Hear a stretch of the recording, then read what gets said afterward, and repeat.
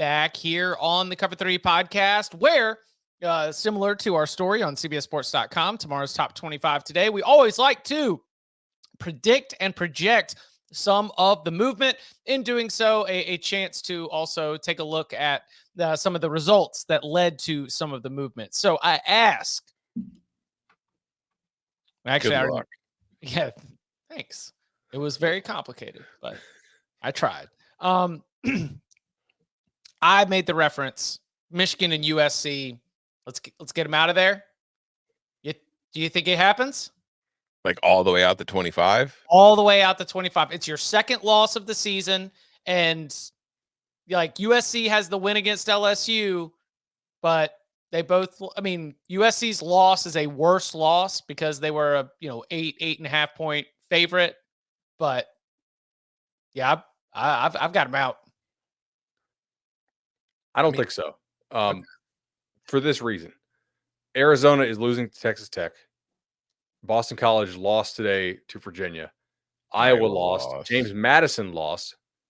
These are just it's weird. You didn't mention Pitt, who was 27th in voting points last week and is now 5-0 for the first time since 1991. You did not mention Nebraska, which just beat Rutgers and is now on the cusp of jumping back into the top 25. And you did not mention the SMU Mustangs, who all of the sudden are sitting with a 5-1 profile, where the only loss is to a BYU team that's ranked inside the top 20. Also, Army and Navy are going to be ranked. Listen, we're dealing with a lot. Who would you put first, Army or Navy? Navy had more voting points last week. I think they're both pretty damn good. I think I would go Army just because Army has been much more dominant from start of the game to the end of the game, but Navy's been pretty dominant too. So you're really kind of splitting hairs here. Although you could also argue Navy's played a more difficult schedule to this point because they played Memphis. Mm-hmm. What about inside the game of those two results? Let's start with USC Minnesota. Did y'all get many eyes on this? I did. I watched almost the whole thing. Okay. Did you think that PJ was about to get screwed there at the end? I thought PJ was about to have a heart attack at the end. I wasn't considering the impact as much as I was like, ooh, if this gets bungled right here, because it looked like as he was talking, and for those who didn't watch, it was a 4th and goal situation, and he went for it. You go for the win. I agree with. It was tied 17-17. He was talking to the ref. Did you catch this? It looked like he was talking about taking a delay of game, backing up, and then kicking the field goal, right? I can't read lips. I don't know. Okay. It seemed as though that was at least part of the consideration of the plan, that they called timeout. They decided to go for it. Darius Taylor was tremendous in this game. I mean, shocker, like news at 11. Darius Taylor is the entire Minnesota offense. I think he finished with 180 total yards. They flashed 44 running, 56 receiving. Yeah.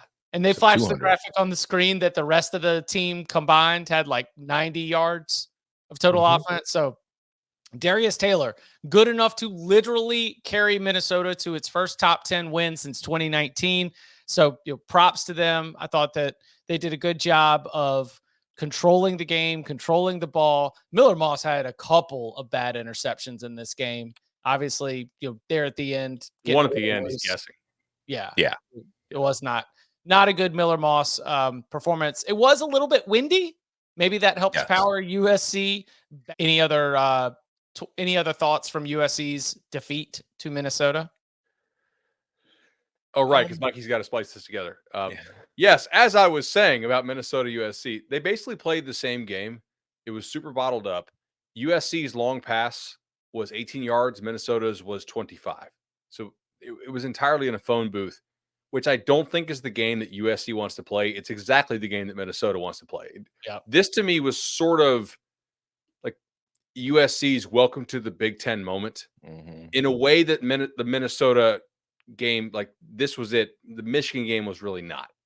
Michigan just athletically, that was just, there are other teams in the country that can play kind of like that. This was you got dragged down into the muck. Welcome to the mid of the Big Ten. Not mid, the mid level of the Big Ten. 3 turnovers. if you're not going to have explosive plays, you can't afford to like just turn the ball over. And they had 3 tonight. Oh, Also, USC is definitely a better team I thought they were entering the season. I thought they were going to go like 7-5 and could risk missing a bowl, and they're not going to do that. These tackles are a problem on the outside. Like, I don't think Minnesota is that damn good at the end, and they gave USC's tackles hell all night. I was watching that repeatedly. I was like, damn. Okay, that's a problem. So you mentioned the lack of explosive plays. The longest play from scrimmage, and this encompasses literally everything you just said. Longest play from scrimmage for USC for anything was a 21-yard run by Quentin Joyner. At the end of that 21-yard run, he fumbled. Mm-hmm. I mean, so Minnesota had a 25-yard play, and USC's longest play from scrimmage was a 21-yard play that ended in a fumble. Minnesota did have the 40-yard carry by Darius Taylor. Yeah. That was the 25-yard pass play, 40-yard carry by Darius Taylor. Yeah. Yep. It was an execution issue for USC pretty much across the board. And that's going to be frustrating if you're Lincoln Riley, and you definitely got bigged. And while this was like a lock that I lost here on the show, I hope I remember prefacing it with, I might have egg on my face on Saturday night after this, because it's USC, trusting USC on the road. And here's me pulling the egg off my face. You know, that's it. College football. I would maybe. I can't believe you got a pick wrong. You should be ashamed.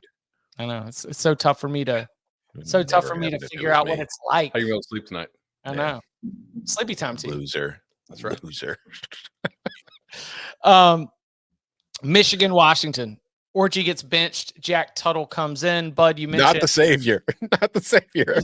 Bud, you mentioned that Tuttle had been cleared. He also ended up being responsible for a pretty costly turnover in the game's final sequence.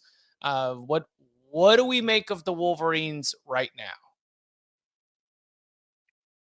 They're still a really good football team because of how good that defense is, but they're not really close to taking the next step because the offense is just not getting any better. Mm-hmm. Like, that defense is going to keep them in most games. They lost by 10 tonight. That game was pretty close throughout. They led it. They had lead at halftime or like shortly thereafter. They were up 17-14 in the third quarter for most of the third quarter and into the fourth. I thought Washington deserves more of the credit here, I think, than blame for Michigan. Yes. For the most part. Like Michigan, the 3 turnovers were a problem tonight, but a lot of those were good plays by Washington. I mean, Tuttle's a little late with that ball, but the kid also makes I can't say the guy's name. Is it Fabriculon? Fabricabader. I know how to read his name. I watched him in the back of his jersey. He did a great job to undercut that ball.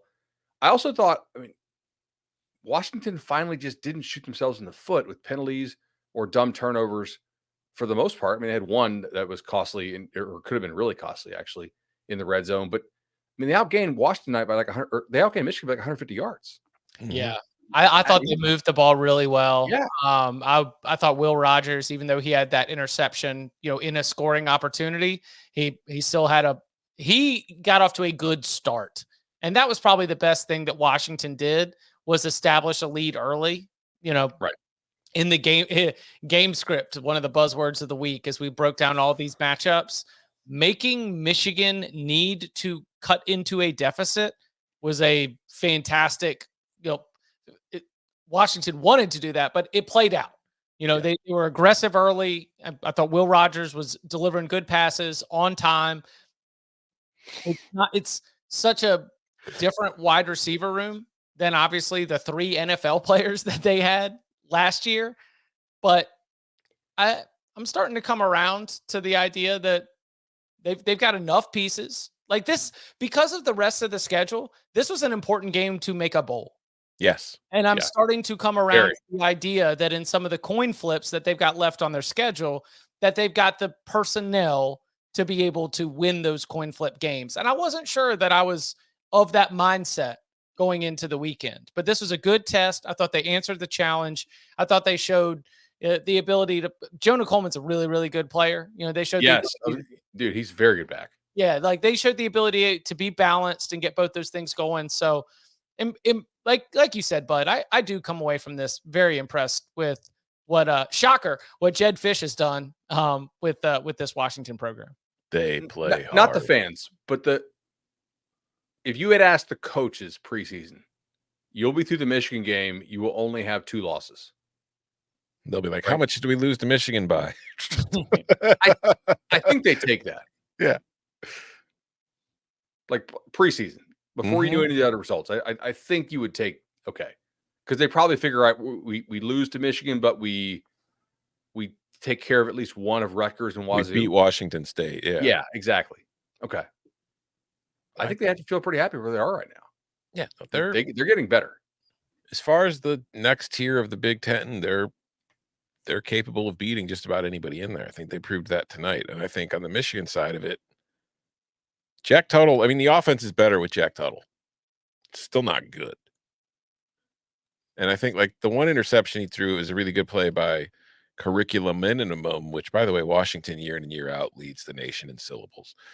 But just like, I think part of the problem that Michigan deals with, no matter who the quarterback is when you don't have receivers who can separate from anybody, you've got to make dangerous throws that allow defenders to make plays. And that's kind of a situation that they're all going to have to deal with the rest of the year.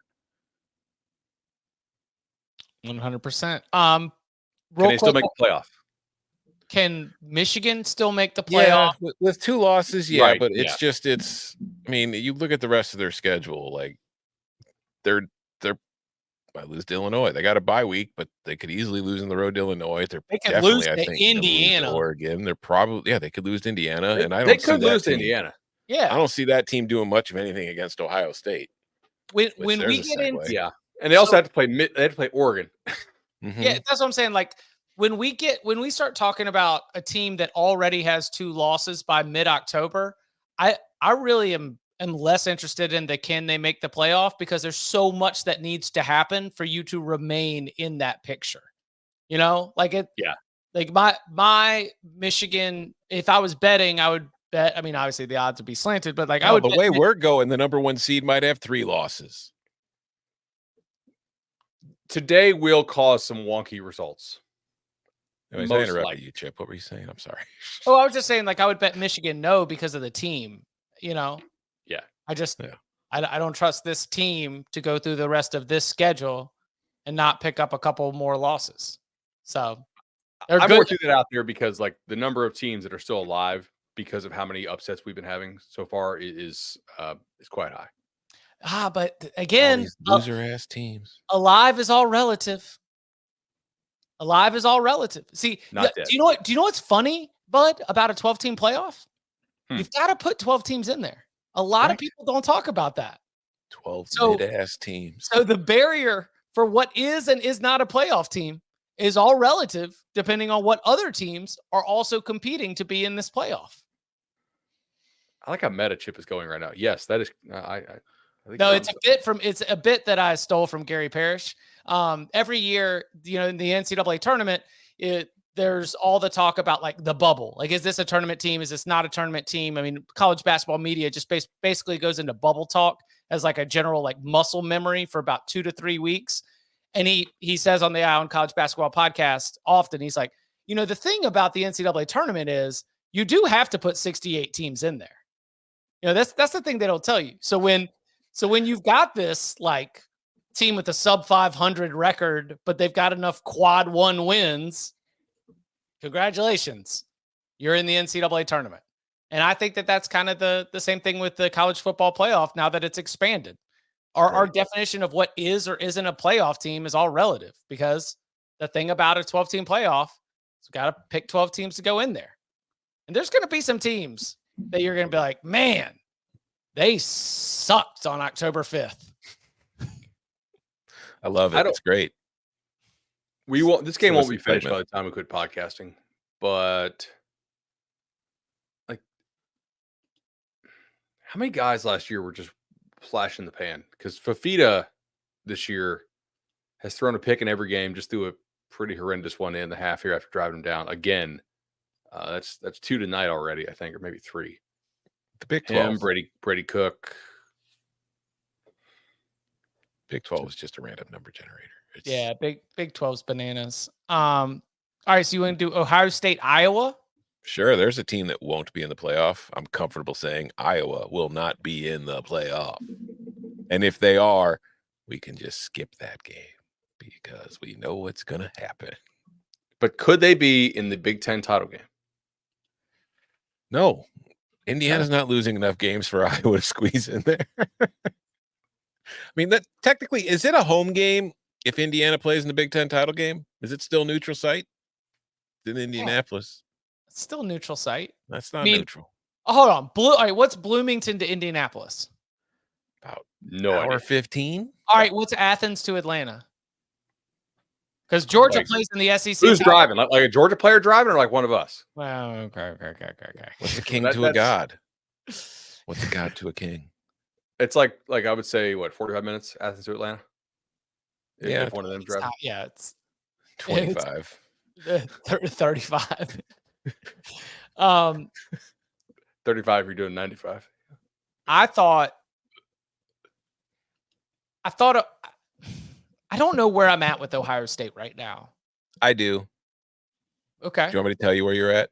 Yeah. Ohio State is a good football team that is kind of like Georgia in the last few years, where it kind of messes around a little bit in the first half and just kind of pokes and feels around, finds your weak spot, and then in the second half, it shows very little mercy. And that's what Ohio State is. And I think that we are at a point in the year where I don't know that we have an elite team in the country, but Ohio State might be it. Texas might be it. And we need to see them tested at a certain point to see how they respond to it. But I just think that talent-wise, like, they shot themselves in the foot repeatedly in this first half of this game, and they still didn't let Iowa do anything. Like, Iowa didn't score until the fourth quarter. The game was well in hand by then. I know it's a real shame for my Ohio State to win by shutout plus 194 halftime play. I was thinking of you when I saw that, but I just think this is a very good team that has multiple ways it can beat you, and it hasn't been put to the test yet. So in that sense, like what you're saying, you don't know what to make of them. I get that, because until a team's put to the test, you really don't know. But I don't know that this team is going to be put to the test. Maybe next week, we'll see. I mean, Howard 21 or 25. Did he throw any that should have been picked off? Yeah. One. I mean, he did have one interception, but there was also one that he got away with. I'm trying to watch 8 games at once. Yeah, no, we got this one on lock. Like, it's Howard was Howard did not overwhelm me. Howard made a couple bad throws, like 2 bad throws, and otherwise like followed the rubric. Oh no. Pick 6. Whoopsie daisy, Cam Ward. Oh.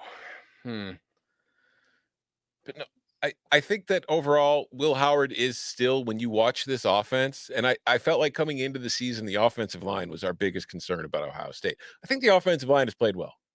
I think the weakness of the Ohio State offense is the quarterback, but I say that in context of they're really freaking good on offense. So, like, the weak spot is still going to be better than most of the quarterbacks they're facing on a week-to-week basis. Now, when it comes to the playoff, when they run into other teams with good quarterbacks, maybe that's when it bites them in the butt. But I just think both sides of the ball seem is very good. I think special teams, they have improved, where that has been kind of a sore spot for them for a few years. I just kind of think that based on what I have seen from teams week in and week out, this is the team I am least concerned about. Defense helps me not be concerned, because I think their defense is absolutely fantastic and has been at pretty much every turn. I kind of think Texas is the one I'm least concerned about overall. But Quinn Ewers is currently not playing. Maybe I should care more about that than I do. I know Arch played well last week, but Arch looked like crap against ULM. Of course, ULM's kind of showing itself to be a pretty damn good football team. So ULM's not that bad, and Brian Benson can coach. Yeah. Do you know who could have had Brian Vincent as a coach? The school where he was the offensive coordinator and an interim head coach. That is the school correct. that allowed 71 points today to Tulane. That is true. So do you think that was, and I'm not going to I'm not prying live on air, but like, there's some old Bill Clark, Brian Vincent's boys out here doing it, right? What do you mean? Like John Summerall could have called the dogs off and did not. I don't know that it mattered. If you watch that thing closely, I did not. And I said, I'm just, I don't think UAB's kids care. And I think they capital Q quit. Yeah. There's a couple teams today that I have on quit watch. I am no longer watching to see if UAB has quit. UAB, Baylor didn't quit. Hey man, if you're losing by 50 and you're laughing, you're just yucking it up on the sidelines, you don't really care. I've seen all about it. I need to see. And I really like Ohio State's defense. Just so we can hit 8 minutes on that segment. Like, they are so damn good. Iowa's offense actually went over the necessary point total to continue the drive to 325, by the way. You had 6, right? We need to hit 6. We hit 7. Does not need to update the graphic really, except just putting the nice smiley face on there. Mikey. Make it life easy for you. Night off. Yeah, okay. Make it life easy for you on a night where we're 16. The Baylor result is pretty shameful if you look at how many important players got hurt for Iowa State in this game. Yeah, but even their backup, who was their backup running back that came out and looked nasty? Hold on. I'll pull this up real quick. I had it on mute. So for Iowa State? Yeah. It was like, even it, because obviously we all know Abu Sama and who? Never heard of him. You've never I don't know the backup's name by heart. It was Jackson. Jalen Jackson, the senior, the vet. Even he had wiggle. Wait, did Sama get hurt? I don't know if he got hurt. I had it on mute. I didn't notice if he did. He was certainly ineffective while he was playing. Man, I got to tell you, Iowa State looked like they were playing so much harder than Baylor. And I really thought Baylor was going to come back and win this one when just everybody on Iowa State's defense got hurt. And they didn't. So shouts to Iowa State for that effort. That was incredible. And I wonder, is that it? Because they were up 14-6 in this game, and then they got outscored 37-7 the rest of the way. Yeah, they got rocked. Not good. Also, dude, Jeremiah Smith. We ask every week, is he the best receiver in the country? And we kind of joke about it. And then I'm like, dude, that one. It's not like Iowa's corners suck. That's true. It's like Chip when you're playing basketball with your boys, just you just reach over them, dunk it's not fair with one hand. Yeah. I think he does. Frankly, I'm getting bored with it. Okay, great. Catch a ball with 2 hands. Really impressed me. I've seen you do the one hand 75 times now. Well, all right. So this is another thing that goes back to my whole Ohio State. I've been criticized for being a hater because my video game poisoned brain is take it down the field. And I'm sure Chip Kelly is now why would we do that when if we just throw it to him sideways and let him go run? There's a lot of completions to whether it's Jeremiah Smith or Emeka Ibuka. It's we've created this numbers advantage. We got the defensive look that we wanted. We're going to get out, get good downfield blocking, and we're going to let some of the best athletes in college football go make a play. I totally understand. I'm just saying, take the top off the defense. Let's go.